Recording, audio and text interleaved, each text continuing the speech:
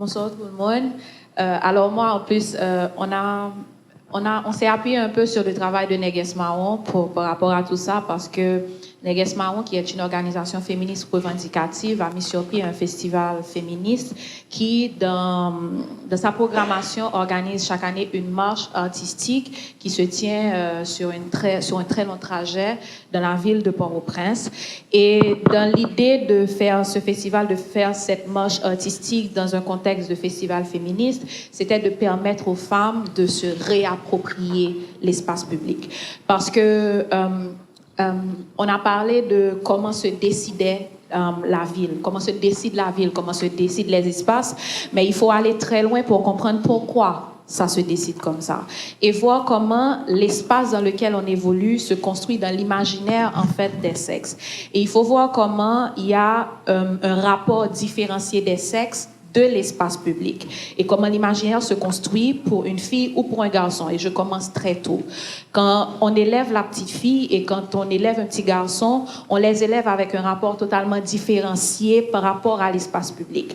La fille est construite comme quelqu'un qui se méfie de l'espace public et qui ne s'approprie pas de l'espace public. Et quand je parle de l'espace public, je ne parle pas seulement de la rue ou bien des espaces comme nous l'avons dit, je parle de l'espace public en général, ce qui influe sur la prise de parole, ce qui influe sur être sur les tables de décision, d'être dans les espaces de décision et de pouvoir. Donc déjà dans l'imaginaire du construit social des espaces des sexes en général, il y a un rapport différencié, ce qui va obligatoirement influencer justement ce rapport que nous avons entre hommes et femmes par rapport à l'espace public. Donc ça va très loin, c'est pas seulement au niveau des écoles, des universités ou bien des espaces professionnels de travail que va se construire justement ce rapport à l'espace public, ce rapport à la ville.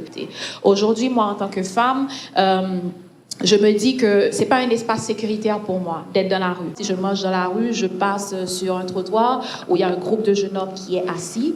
Mon premier réflexe, c'est de vouloir changer de trottoir.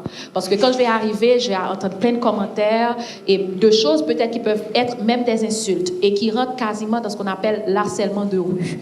Mais je me refoule parce qu'on m'a appris à grandir pour me défendre, pour créer un système de défense par rapport à l'harcèlement de rue parce que c'est quasiment quelque chose d'acceptable.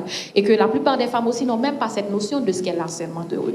Donc, il faut aller beaucoup plus loin que tout simplement dans les espaces de décision de construction de l'espace pour voir que dans l'imaginaire, comment moi, j'ai un rapport avec l'espace et comment je me sens légitime dans la décision de construction de cet espace. Et je pense qu'il faut vraiment prendre il faut élargir la réflexion autour de ça pour comprendre ce phénomène justement de construire la ville pour les femmes et avec les femmes. Voilà.